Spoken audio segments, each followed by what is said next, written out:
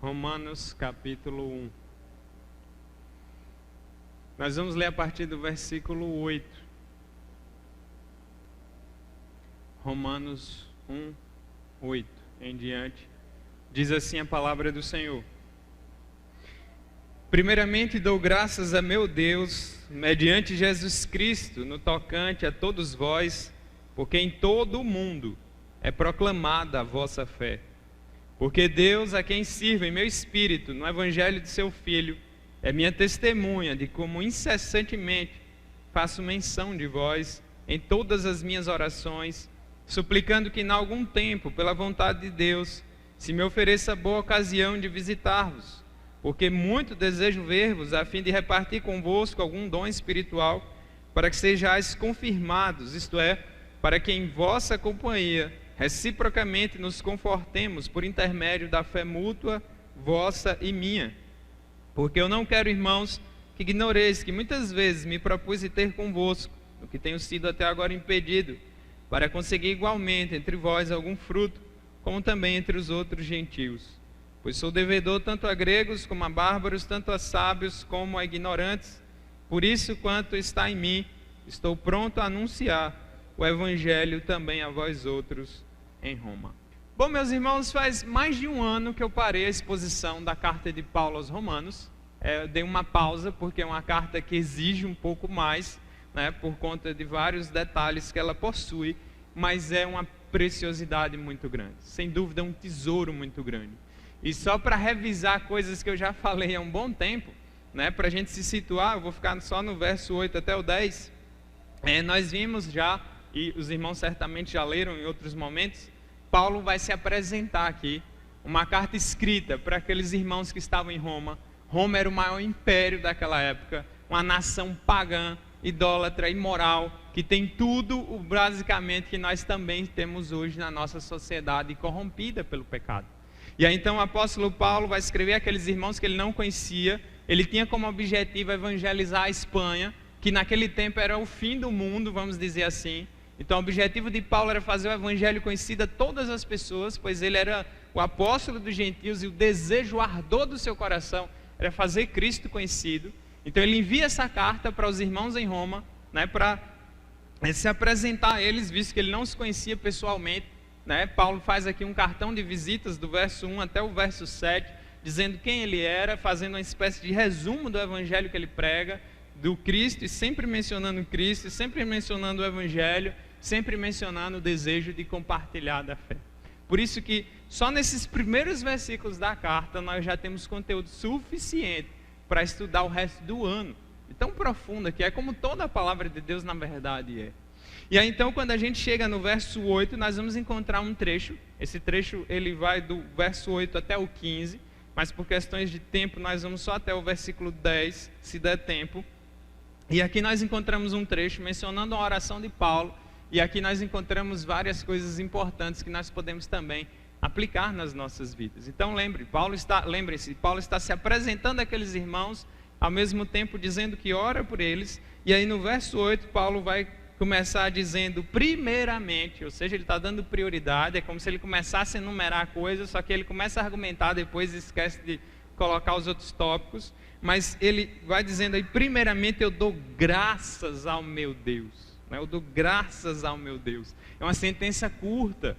Na nossa língua não parece ter muita novidade, mas quando a gente vai para o grego é interessante porque Paulo usa um pronome pessoal, meu Deus. Isso aqui diz muita coisa, porque no mundo antigo ninguém usava esse termo para falar de Deus. Nem os judeus usavam um termo assim, um pronome dessa forma, nem os pagãos romanos utilizavam uma linguagem pessoal. Em Roma era assim, você tinha um Deus, você fazia uma espécie de ritual para alcançar o favor daquele Deus. É como muitas religiões fazem até hoje. A pessoa vai lá, faz uma promessa, paga uma promessa em busca de alguma bênção. Era assim que era. Ninguém tinha Deus como alguém que você tem intimidade, profundidade, comunhão. Mas aqui você vê o apóstolo Paulo dizendo, eu dou graças ao meu Deus. E aqui ele também não só dá graças, mas a palavra aqui também vai trazer para nós a ideia de que Paulo constantemente dava graças. Não era só num momento de oração como ele está aqui. Isso fazia parte de um estilo de vida para Paulo. Era alguém que estava sempre grato por aquilo que Deus fez. o que não é de se espantar, até porque Paulo é alguém que foi alcançado por esse evangelho. Nós vamos ver que no verso 1 ele se apresenta como um servo de Jesus Cristo, ou seja, ele era um escravo de Cristo, né, chamado para ser apóstolo, separado para o evangelho de Deus. Paulo era alguém que odiava os cristãos, odiava a fé cristã, odiava o evangelho, odiava Cristo, e agora é o Paulo que prega Cristo, dá vida por Cristo, exalta Cristo de uma maneira como poucos fizeram. Então, Paulo tinha tudo para ser grato.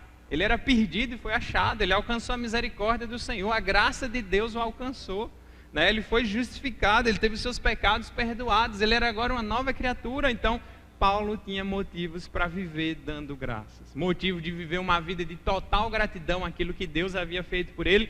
Por isso que ele não media esforços para fazer Cristo conhecido, ele não media esforços para pregar o evangelho, ele não media esforços para que cada vez mais pessoas conhecessem e tivessem acesso ao conhecimento do evangelho.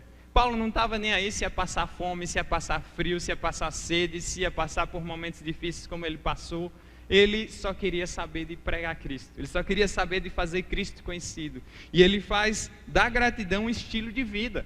E ele coloca aqui, coloca Deus como o meu Deus, ou seja, Deus não é mais um desconhecido para mim, não é um Deus distante para mim, é um Deus que está perto de mim, é um Deus que me salvou, é um Deus que me ama, é um Deus que tem comunhão comigo, é um Deus que eu tenho comunhão com Ele, um Deus que eu tenho uma ligação tão forte que quer eu esteja na vida ou na morte, Ele é glorificado da mesma forma. E é interessante que no verso 8 ele vai dizendo, eu dou graças a meu Deus, ele diz mediante Jesus Cristo. Algumas versões trazem através de Jesus Cristo. Aqui nós vemos a mediação de Cristo também expressa aqui nessa oração. Afinal de contas, não tem como nós nos achegarmos a Deus sem Cristo, e também não tem como Deus nos abençoar sem Cristo. Isso é muito interessante, porque Cristo é o nosso mediador. Então nós nos achegamos a Deus por causa de Cristo. Deus se achega a nós e nos abençoa através de Cristo. As nossas orações só são ouvidas por causa de Cristo. Nós só podemos nos achegar a Deus por causa de Cristo. Nossas vidas só podem ser salvas por causa de Cristo. Nós só podemos ser perdoados por causa de Cristo. Então tudo na vida cristã, tudo no nosso relacionamento com Deus passa o tempo todo através de Cristo. Inclusive, especialmente também as nossas orações. Por isso que Paulo está aqui, eu estou dando graças ao meu Deus, mediante quem? Jesus Cristo. E esse Jesus, nos versos anteriores também, ele faz um breve resumo, né? Lá no verso 3, ele vai falar do evangelho, ele vai lembrando com respeito ao seu filho, ou seja, Jesus, o qual, segundo a carne, veio da descendência de Davi, foi designado filho de Deus com poder, segundo o Espírito de santidade, pela ressurreição dos mortos, a saber, Jesus Cristo, nosso Senhor, por intermédio de quem, mais uma vez, a mediação de Cristo aí, o intermédio de quem nós viemos a receber graça e apostolado por amor do seu nome, para obediência pela fé entre todos os gentios, de cujo número sois também vós chamados para serdes de Jesus Cristo. Então, esse é o Jesus que Paulo prega, esse é o Jesus que Paulo está apresentando, esse é o Jesus que Paulo está dizendo aos irmãos em Roma, eu prego esse Jesus, o evangelho é centrado nesse Jesus, vocês também estão nesse Jesus, por isso nós estamos juntos, falamos a mesma língua, temos o mesmo desejo, o mesmo anseio.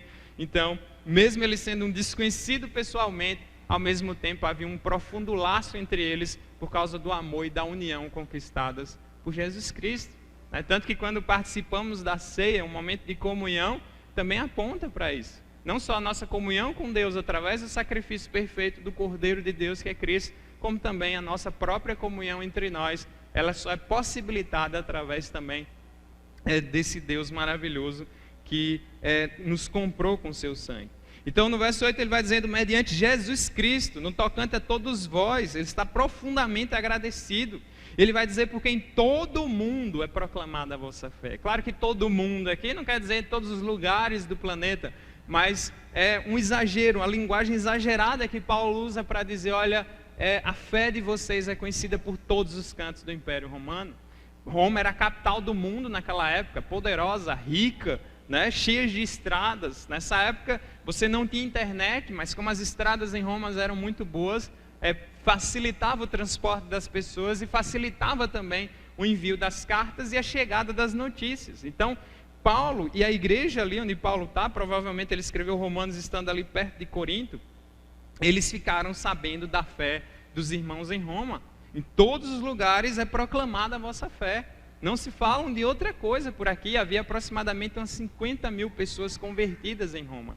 Praticamente a população de Xique-Xique inteira. Era um império de 1 milhão de pessoas. Então havia ali um grupo de irmãos que se reuniam nas casas para proclamar esse evangelho. E é para eles que Paulo está escrevendo. E é com relação a eles que Paulo está expressando a sua gratidão a Deus. Paulo estava feliz com isso, porque a fé deles era proclamada. Essa palavra proclamar aqui é tornar público alguma coisa. A fé cristã, o evangelho de Cristo, ele não é feito para ser escondido. Ele não é feito para ser na vida privada, ele é feito para ser proclamado. Nós devemos gritar aos 4 cantos que Jesus é o Senhor, que Ele é o Salvador, que Ele é a saída, que Ele é a esperança, custe o que custar. E a fé desses irmãos, uma fé vibrante, uma fé viva, uma fé que, pelo jeito, impactou as pessoas que estavam ao redor. Nós temos até relatos de historiadores da época de Roma e políticos da época de Roma falando, né, da confusão que deu no meio dos judeus por falar desse tal, eles chamavam de Crestos, mas é uma referência a Cristo já naquela época. Então, a fé era conhecida, essas pessoas mudavam de vida. Quem roubava não roubava mais, quem andava na prostituição agora já não andava mais, quem andava fazendo uma série de coisas erradas já não fazia mais, e havia mudança de vida, havia comunhão, havia amor, havia respeito, e essas pessoas transformadas impactavam o mundo pagão ao redor. E aqui já está dando uma dica para nós até hoje. Então, Paulo estava feliz e grato, porque em todo o mundo a fé de vocês é proclamada. Essa fé aqui é um dom de Deus, não é uma coisa humana, não é fabricada pelos homens, não é um sentimento positivo. Tem muita gente que pensa que fé é pensamento positivo. Fé não tem nada a ver com isso. A fé é um dom de Deus, né, que é colocada no coração do homem e leva ele não só a crer em Cristo, mas confiar totalmente em Cristo, a sua vida, e buscar se submeter a Cristo em todas as coisas. Só para dar um link aí, abre lá em Gálatas, só para a gente ver um exemplo dessa fé. Gálatas, vai aí na frente, deixa Romanos marcado.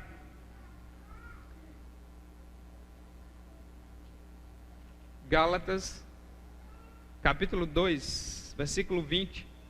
O próprio Paulo escrevendo lá, ele diz: logo, já não sou eu quem vive, mas Cristo vive em mim.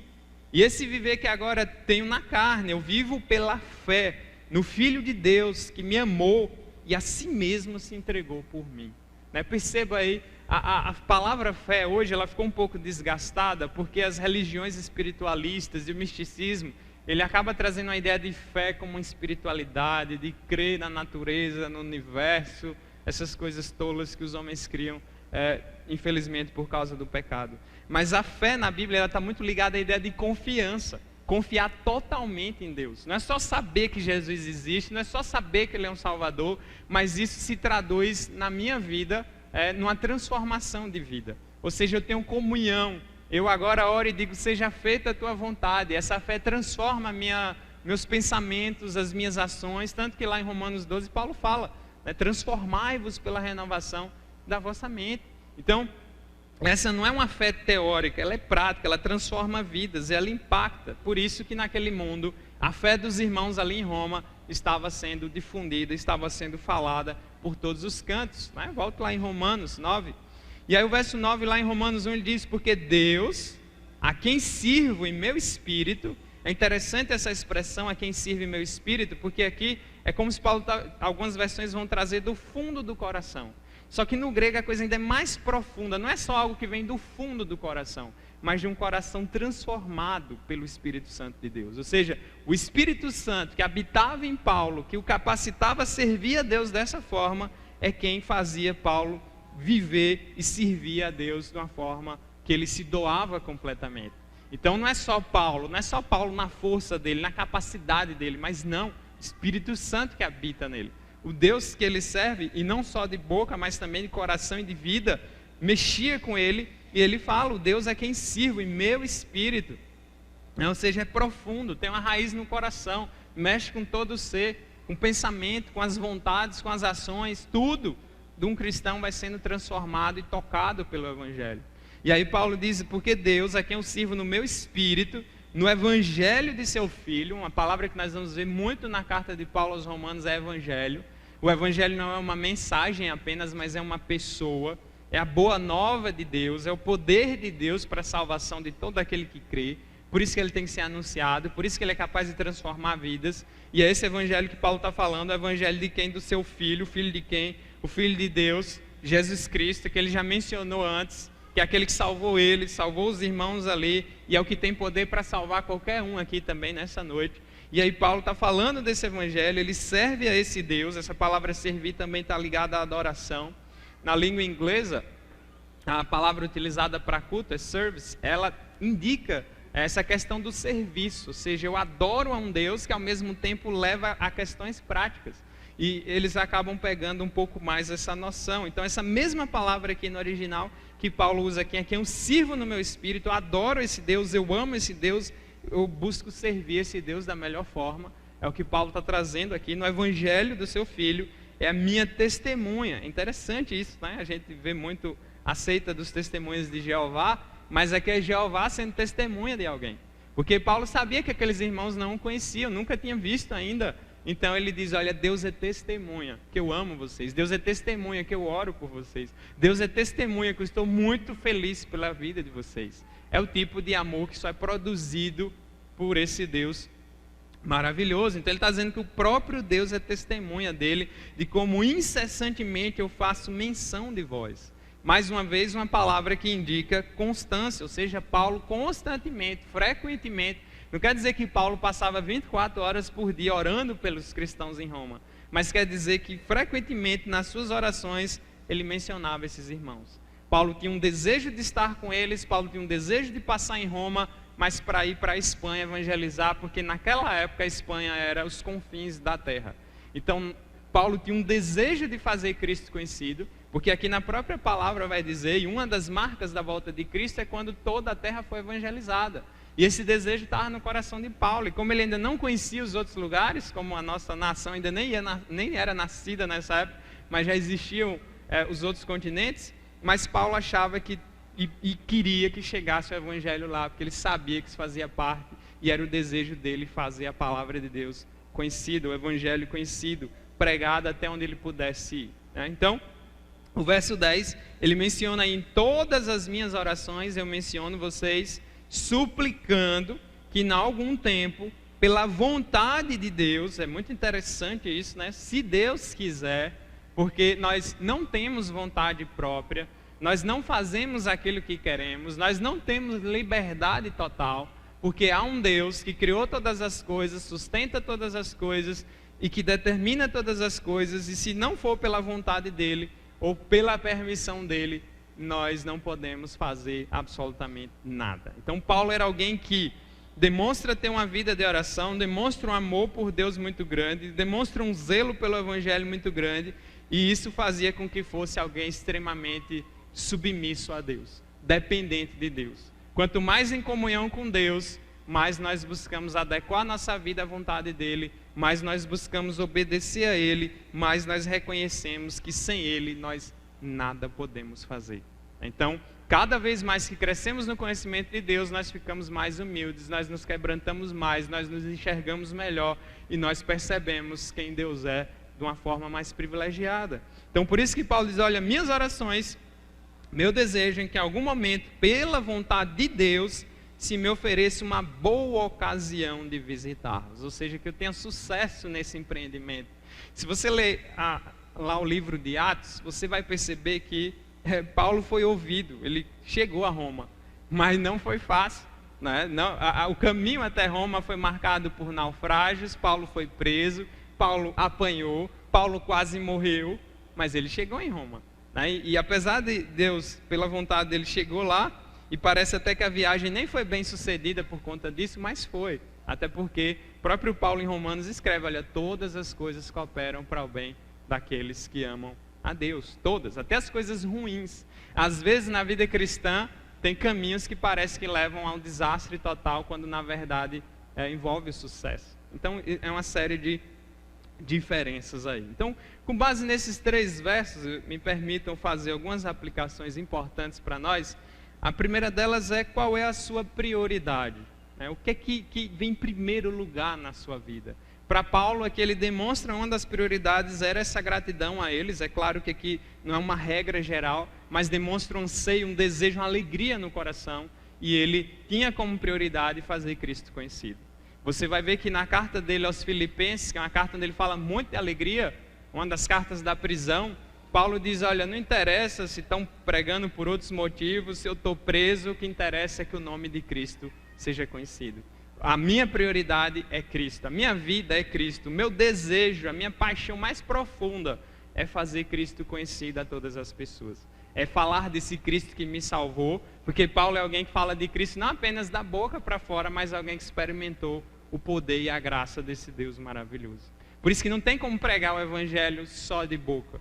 É necessário que primeiro a gente seja atingido pelo Evangelho, para que possamos então levar o Evangelho a outras pessoas. É o caso de Paulo, um homem terrível, terrível mesmo. Se você ler sobre ele, e muitos aqui já leram e conhecem, Paulo era uma pessoa que você ia olhar e ia dizer, nunca que esse cara vai ser crente. Muito menos você ia imaginar que se tornaria um apóstolo do Senhor. Então Paulo tinha raiva, ódio. A linguagem lá em Atos é muito forte. Paulo odiava mesmo, o desejo dele era erradicar os crentes da face da terra. E agora você vê um Paulo dizendo, eu sou escravo de Cristo. Você vê um Paulo grato pelo conhecimento de Cristo, grato porque outros estão conhecendo a Cristo e levando a Cristo. E Paulo morre com alegria, servindo e exaltando e glorificando esse Deus. Então a gente tem que pensar nas nossas prioridades. O que vem em primeiro lugar na nossa vida? O primeiro mandamento é justamente Deus. E começa de Deus para baixo e depois vem o nosso relacionamento com o próximo. Por isso a gente precisa pensar o que vem em primeiro lugar. Segunda coisa que a gente tem que pensar também à luz desse texto, você é uma pessoa grata, né? Ou é uma pessoa que vive reclamando? Porque gratidão aqui não é uma opção para o cristão. Mesmo que a vida não esteja do jeito que a gente quer, mas ainda assim, pela graça de Deus, a maior bênção nós já recebemos, que é Cristo. Então, se você é uma pessoa que já se arrependeu dos seus pecados, já entregou sua vida a Cristo, que é lavada e remida pelo sangue dele, você tem o maior motivo de todos para ser uma pessoa agradecida. Tem uma música do grupo Logos que eu gosto muito, que ela diz assim, que mais quero se Jesus morreu para me salvar?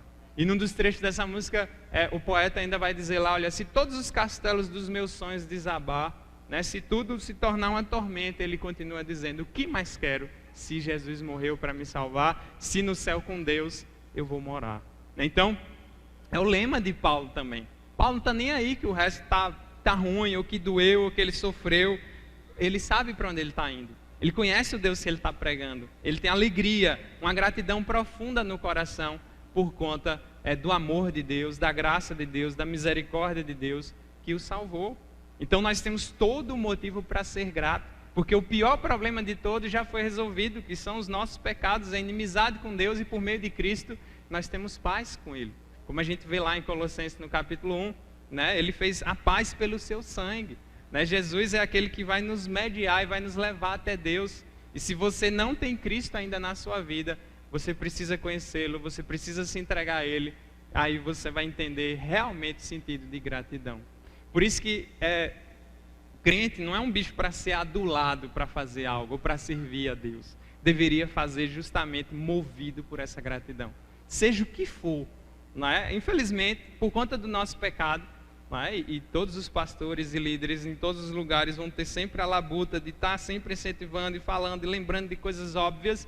Mas se a gente for movido por essa gratidão de que Cristo morreu por nós, deu a vida por nós, derramou sangue por nós e nos ama com essa medida, não era para a gente nem pensar duas vezes em servir a Cristo, seja no que for. Então por isso que a maior razão, a maior alegria, o maior sentido de gratidão na vida de um crente é Cristo, o que Ele fez, o seu Evangelho, o seu amor, né, e tudo aquilo que Ele representa para nós. Outra coisa que nós podemos aprender aí nesse texto, com base no verso 8, onde Paulo diz, meu Deus. Você pode falar meu Deus, você pode se aproximar de Deus e falar de Deus de uma maneira pessoal, como Paulo faz aqui. Isso é importante, porque para eu falar meu Deus e chamar Deus de Pai e meu Senhor, é necessário que eu tenha Cristo na minha vida. É necessário que Cristo seja o meu mediador. É necessário que eu tenha um relacionamento verdadeiro com esse Deus.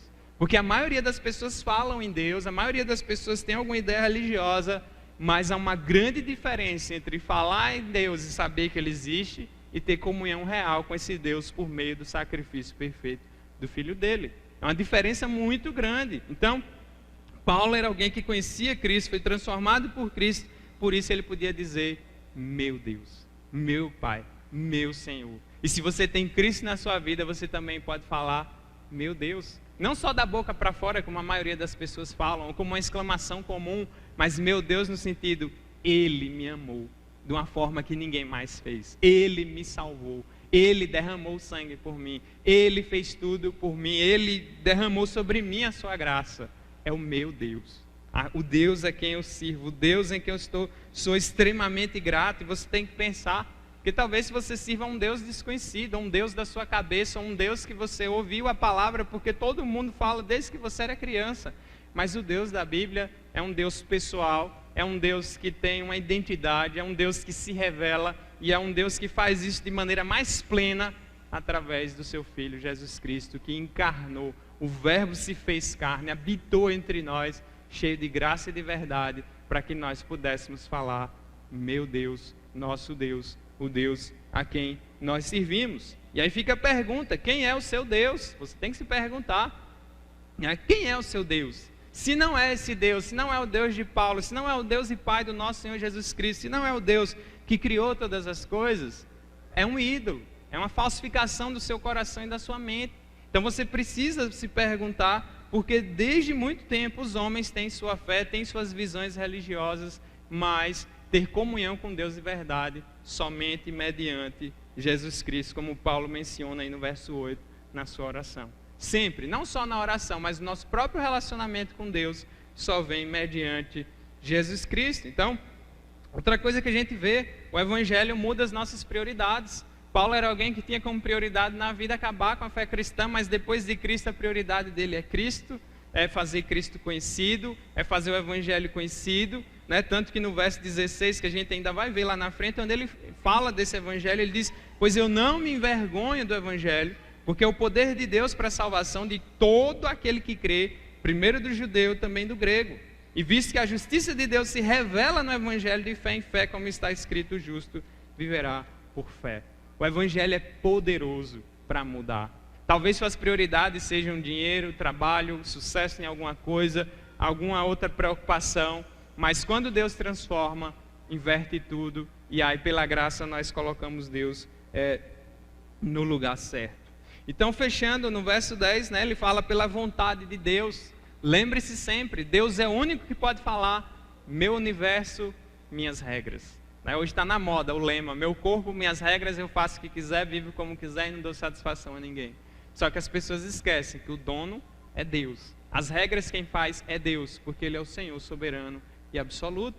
Por isso que o próprio apóstolo Paulo, um servo de Deus, alguém que nós temos como exemplo, porque imitava Cristo em muitas coisas, não se atreve a dizer eu faço porque eu quero ou vou quando eu quero, mas ele fala pela vontade de Deus. Se Deus quiser, faremos isso ou aquilo. Se Deus quiser, estaremos vivos no fim dessa noite ainda. Se Deus quiser, chegamos no final do ano. Se Deus quiser, sua vida e seu coração podem ser poderosamente transformados por esse evangelho maravilhoso que Paulo pregou, que nós pregamos, e é o único que interessa e que deve ser sempre a bandeira da igreja, exaltando a Cristo a todo momento, de todas as formas. É esse o evangelho maravilhoso do Senhor, que nós não podemos esquecer, que nós devemos amar e que é poderoso para salvar qualquer pessoa que entrou aqui essa noite, que porventura ainda permaneça sem o Senhor. Que Deus abençoe a sua vida, aplique a sua palavra nos nossos corações e nos dê esse senso de gratidão e de alegria, de prazer nesse Deus maravilhoso, porque Deus é maravilhoso. Deus abençoe a todos.